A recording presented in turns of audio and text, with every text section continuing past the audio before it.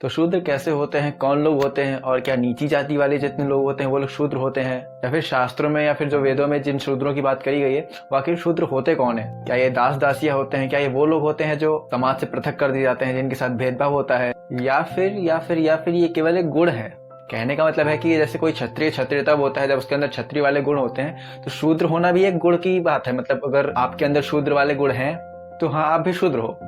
But present time में कोई जरूरत नहीं है ये सब जानने की। बट हाँ, दुख की बात है कि आज के टाइम में समाज और भी ज्यादा भागों में बटा हुआ है। कहीं रंग भेद के नाम पर, कहीं जाति के नाम पर, कहीं धर्म के नाम पर, कहीं कुल देवता के नाम पर, कहीं कहीं पुरुष या स्त्री की प्रधानता के कारण। लेकिन छोड़ो, वो आज की मुद्दा नहीं है। आज हम शूद्रों के बारे में इसलिए जानना चाहते हैं ताकि कोई अगर हमसे पूछे तो हम उसको जवाब दे सके आखिर शूद्र होते कौन है, और बिना वजह कोई हमारे शास्त्रों या फिर हमारी वर्ण व्यवस्था पर सवाल न उठा सके।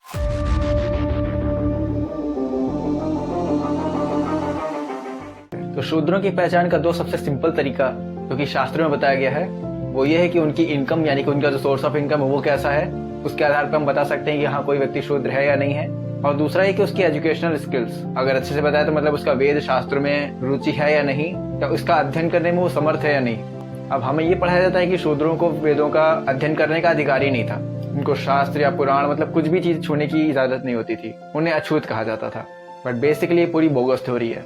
बोगस इसलिए क्योंकि वेद शास्त्र जो धर्म के ग्रंथ है वो बहुत ही पवित्र चीज है, और पवित्र चीजों का अध्ययन करने के लिए आपको पवित्र होना पड़ेगा। आपको मन से और शरीर से, दोनों से पवित्र होना पड़ेगा, ऑब्वियस सी बात है। बट जो व्यक्ति नेचुरली यानी कि प्राकृतिक रूप से ऐसा नहीं कर पाते थे, उन्हें समाज में असभ्य समझा जाता था। उन्हें मतलब अधिकार नहीं होता था कि हाँ, वो नहीं पढ़ सकते हैं। अब इसको आप ऐसे समझ सकते हैं कि प्रेजेंट टाइम में कोई व्यक्ति अगर इंग्लिश बोलता है, ठीक है, उसकी ग्रामर थोड़ी सी वीक है, लेकिन वो इंग्लिश बोलना चाह रहा है, बट वो कितनी भी कोशिश कर ले, सर पटक ले, मतलब कितने भी कोर्सेज कर ले, लेकिन वो इंग्लिश नहीं बोल पा रहा, टूटी फूटी इंग्लिश बोल रहा है। तो अगर वो बाहर कहीं जाता है और किसी इंटरव्यू में या फिर किसी प्रोफेशनल व्यक्ति के सामने वो ऐसे ही टूटी फूटी या फालतू इंग्लिश बोलना चालू कर देगा, तो हो गया कि वो बात जो है वो सामने वाले के कानों में चुभेगी इन द सेंस कि वो चिढ़ जाएगा कि हाँ, ये क्या बकवास कर रहा है। पहली बात तो ये शब्दों की ऐसी तैसी कर रहा है, सेंटेंस की ऐसी तैसी कर रहा है, और दूसरी चीज कि जो बोलना चाह रहा है वो भी मुझको समझ में नहीं आ रहा। तो मतलब आपको चीजें समझ में आ गई कि हाँ, कैसा माहौल हो जाएगा।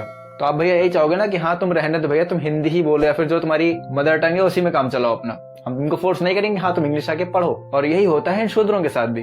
प्रारंभिक शिक्षा का अधिकार जो होता है वो सबको होता है, बट जो व्यक्ति की रुचि ही ना हो इन चीजों में, उन्हें फोर्स करके नहीं सिखाया जा सकता ना। अगर और अच्छा एग्जांपल दे तो अगर किसी क्लास में मान लो 40 स्टूडेंट्स हैं, उन 40 में से 4 स्टूडेंट्स ऐसे हैं जो पढ़ाई में इंटरेस्ट नहीं लेते, जिनका खेल में इंटरेस्ट है, तो आप ऐसा नहीं बोल सकते कि हाँ, वो उनका जीवन में कुछ हो नहीं सकता, वो कुछ कर ही नहीं सकते आगे। वो हो सकता है आगे जाके खेल की दुनिया में बहुत बड़े बड़े नाम बन जाए, बट हाँ, शिक्षा आपको एक सम्मान देती है, समाज में आपको एक अच्छा दर्जा देती है। और ऐसा ही सारा कुछ होता है हमारे वैदिक कल्चर में, हमारी सनातन संस्कृति में। इसमें जो ब्राह्मण या क्षत्रिय होते हैं कोई आम लोग नहीं होते हैं। वो लोग पैदा ही ऐसे गुणों के साथ होते हैं कि हाँ, वो क्षत्रिय या फिर ब्राह्मण बन सकें। आप किसी शारीरिक या मानसिक रूप से कमजोर व्यक्ति को युद्ध में नहीं उतार सकते। इस तरीके से आप किसी ऐसे व्यक्ति को जिनका उच्चारण और भाषा पर अच्छा नियंत्रण नहीं है, आप उसको ब्राह्मण नहीं बता सकते। तो अगर और सीधे शब्द में बोलूं तो शूद्र बेसिकली वो लोग होते हैं जो मेरिट के तौर पर एलिजिबल नहीं होते हैं, या कि गुणों के तौर पर एलिजिबल नहीं होते हैं, तो वो शास्त्रों या फिर वेदों का अध्ययन कर सकें।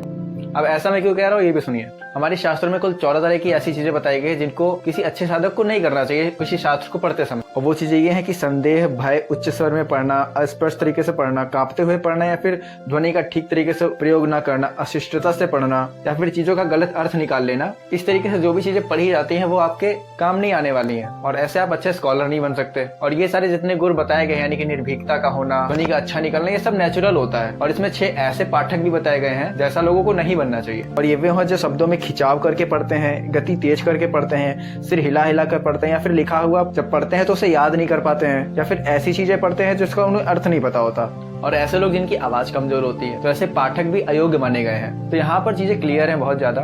शास्त्र किसी को जाति या धर्म से ऊंचा नीचा नहीं बांटता है। किसी शूद्र को पैदा होता ही शूद्र नहीं बना दिया जाता है। वो अपने गुणों के हिसाब से अपने आगे का जीवन, अपना व्यवसाय आदि खुद चुनता है वो। अब अच्छा, एक और चीज है कि अगर और अच्छे से हम जानना चाहें कि शूद्र, ब्राह्मण, क्षत्रिय और वैश्य, इनमें आखिर डिफरेंशिएट कैसे करें, या फिर आज के टाइम पे हम कैसे जाने कि कौन किस कैटेगरी में बिलोंग करता है, तो सबसे अच्छा साधन है इनकी सोर्स ऑफ इनकम जानने का, कि आखिर धन कैसे कमाते हैं। तो ब्राह्मणों के लिए कहा गया है कि ब्राह्मण केवल भिक्षा पे ही अपना जीवन बिताएंगे, मतलब दान के थ्रू, और जो क्षत्रिय होते हैं वो उनका जो जीवन यापन होगा वो होगा टैक्स के थ्रू, यानी कि कर। अब अगर चले वैश्य की बात करें तो वैश्य जितना भी अपना प्रॉफिट कमाएंगे उससे वो अपना जीवन यापन करेंगे, मतलब उनका सारा चीज प्रॉफिट लॉस में चलेगा।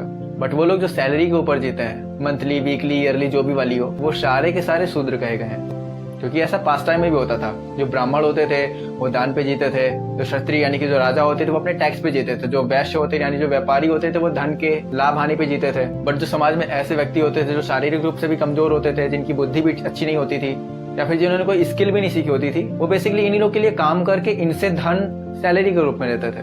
तो चीजें आपको समझ में आ गई होंगी कि शूद्र होते कौन है और आज के टाइम पे कितने ज्यादा शूद्र हो चुके हैं। तो चीजें थोड़ी सी क्लियर रखनी चाहिए अपने हिस्ट्री के बारे में, ताकि आप इन सब सवालों का खुद को भी जवाब दे सको और दूसरों को भी जवाब दे सको।